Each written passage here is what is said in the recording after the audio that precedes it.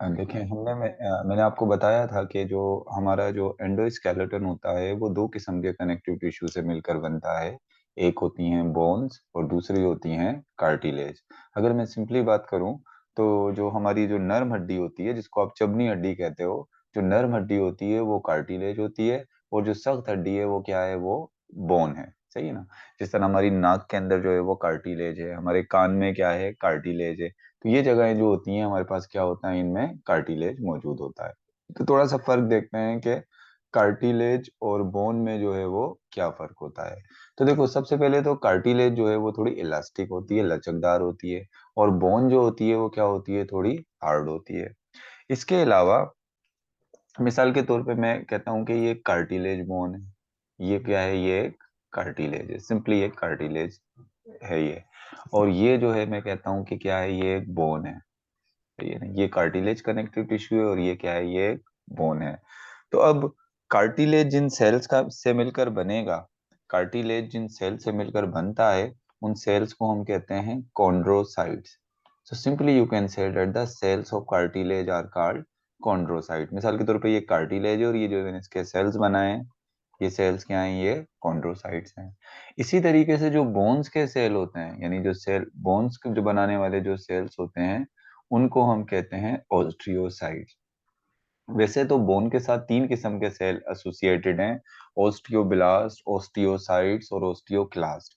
जब bone cell immature होते हैं, तो उस वक्त हम उनको कहते हैं ओस्टियोब्लास्ट। जब वो मैच्योर हो जाते हैं तो उनको हम क्या कहते हैं, उनको हम ओस्टियोसाइट्स कहते हैं। तो आपकी बुक यही कह रही है कि जो बोन्स के जो सेल हैं उनको हम ओस्टियोसाइट्स कह रहे हैं, और जो कार्टिलेज के सेल हैं उनको हम क्या कह रहे हैं, उनको हम कॉन्ड्रोसाइट्स कह रहे हैं। तो आपकी बुक कह रही है जो cells of cartilage are called chondrocytes, यानी कार्टिलेज के जो सेल हैं इनको हम क्या कह रहे हैं, कॉन्ड्रोसाइट्स कह रहे हैं। ये जो मैंने बनाए हुए, मैं इनको व्हाइट शेड दे रहा हूँ, ये। तो ये क्या है, ये तमाम के तमाम कॉन्ड्रोसाइट्स हैं। अब उसके बाद आपकी बुक कहती है chondrocytes secret a large amount of extra cellular matrix which is gel like, यानी ये जो कॉन्ड्रोसाइट हैं अपने चारों तरफ सीक्रेट करेंगे एक एक्स्ट्रा सेलुलर, यानी सेल से बाहर एक जेल लाइक मटेरियल सीक्रेट करेंगे, जिसको हम क्या कहेंगे, जिसको हम कहेंगे मैट्रिक्स। यानी ये सेल के चारों तरफ जो कुछ मौजूद है, ये क्या है, इसका मैट्रिक्स है। ये क्या है, इसका मैट्रिक्स है। और बोन के सेल के बाहर पर जो ये एक्स्ट्रा सेलुलर मटेरियल मौजूद है जितना भी, इसको हम क्या कहेंगे, इसको हम कहेंगे इसका मैट्रिक्स। तो ये मैट्रिक्स जो है वो बेसिकली जो सीक्रेट कर रहे हैं, ये कौन कर रहे हैं, एक्स्ट्रा सेलुलर मटेरियल जो सीक्रेट कर रहे हैं, ये कॉन्ड्रोसाइट जो है वो सीक्रेट कर रहे हैं।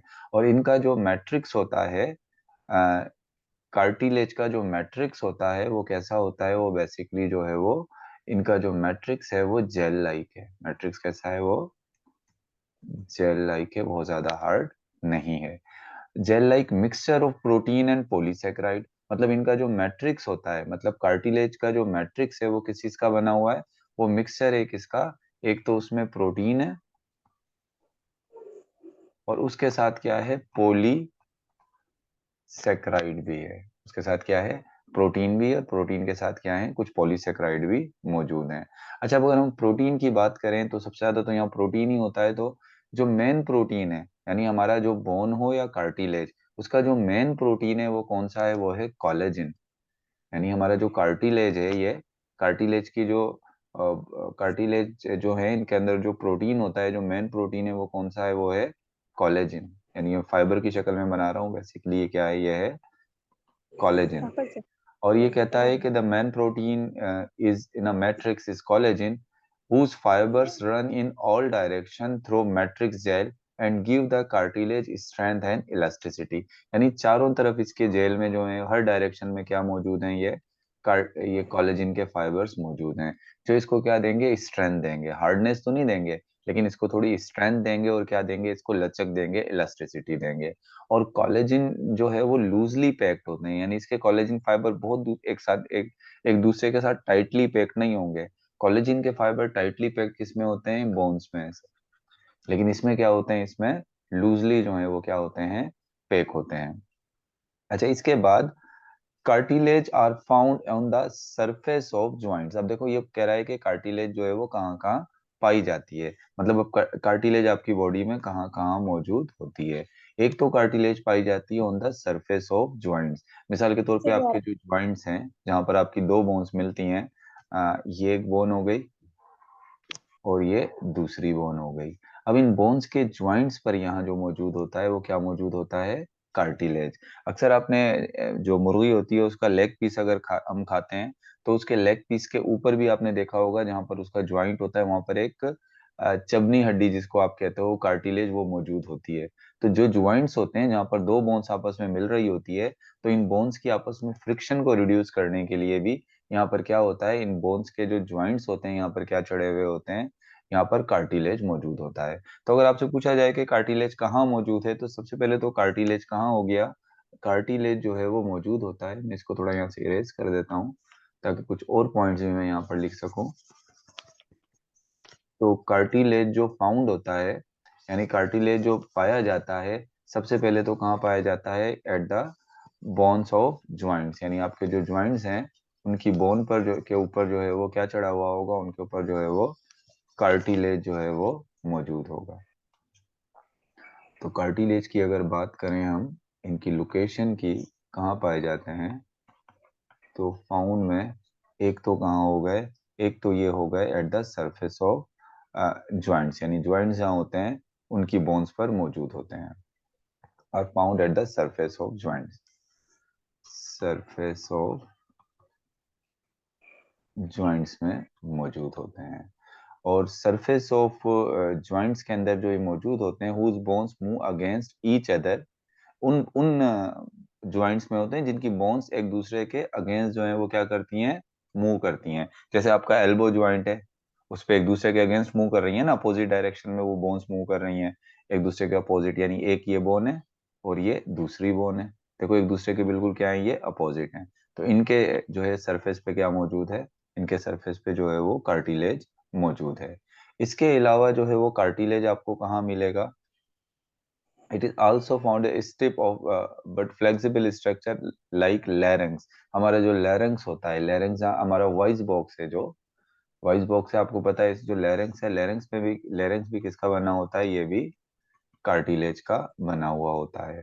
एक्सटर्नल एयर, हमारा जो एक्सटर्नल एयर होता है, मतलब ये जो हमारा कान है, जो पिना जिसको हम कहते हैं, ये भी किसका बना हुआ होता है, ये भी कार्टिलेज का बना हुआ होता है। इसके अलावा हमारी नोज के अंदर भी जो है वो क्या होता है, कार्टिलेज मौजूद होता है। अच्छा, कुछ तो एनिमल्स ऐसे होते हैं जैसे शार्क हो गई, स्कैट्स और ये कार्टि इनको हम क्या, इनकी पूरी की पूरी बॉडी ही जो है वो किसकी बनी होती है, कार्टिलेज की। इनका पूरा एंडोस्केलेटन जो है वो किसका बना होता है, कार्टिलेज का। तो इनको हम क्या कहते हैं, इसी वजह से हम इनको कार्टिलेजिनस फिश कहते हैं, क्योंकि इनका स्केलेटन किसका बना होता है, कार्टिलेज का। In all other vertebrate embryonic endoskeleton is made up of cartilage which are generally replaced by bone. और जितने भी वर्टिब्रेट होते हैं उनका जो एम्ब्रियोनिक एंडोस्केलेटन होता है, यानी जो बच्चे होते हैं बिल्कुल जो एम्ब्रियोनिक फॉर्म में होता है, एम्ब्रियोनिक फॉर्म में जब होता है बच्चा, तो उसका पूरा स्केलेटन किसका बना हुआ होता है, वो बना हुआ होता है कार्टिलेज का, यानी नर्म हड्डी का।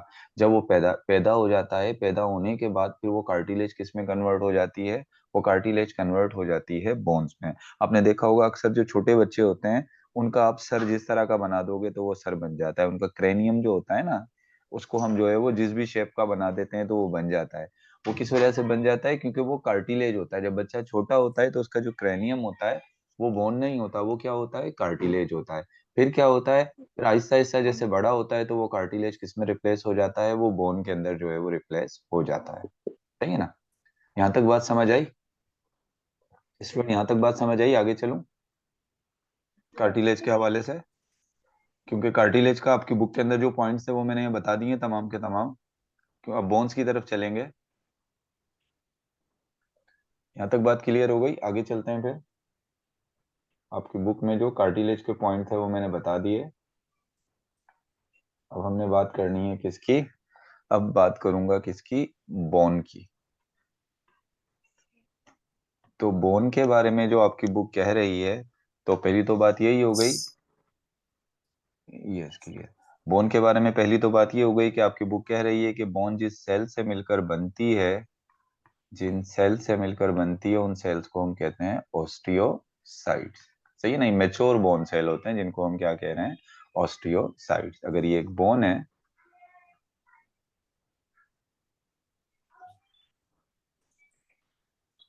तो इस बोन के ये जो सेल हैं ये क्या है, ये हैं ऑस्टियोसाइट्स।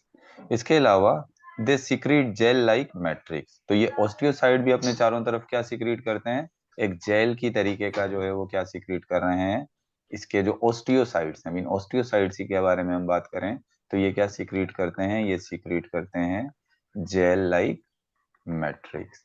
यानी एक्स्ट्रा सेलुलर जो मटेरियल है इनके चारों तरफ उसको हम क्या कह रहे हैं, उसको हम मैट्रिक्स कह रहे हैं, जो किस तरीके का है, वो जेल लाइक है। This also contain a network of collagen fiber but unlike cartilage hardened by the deposition of crystals of calcium phosphate। मतलब कहता है कि ये इसका जो कोलेजिन है, इसका जो मैट्रिक्स है, मैट्रिक्स के अंदर क्या होता है, also contain कोलेजिन। इसके मैट्रिक्स में भी जो है वो क्या मौजूद होता है, कोलेजिन। कोलेजिन क्या है, एक प्रोटीन है, प्रोटीन के फाइबर्स इसके मैट्रिक्स में भी मौजूद हैं। लेकिन एक तो ये होता है कि इसके मैट्रिक्स के अंदर कोलेजिन के फाइबर एक दूसरे के करीब करीब होते हैं, टाइटली क्या होते हैं, पैक होते हैं।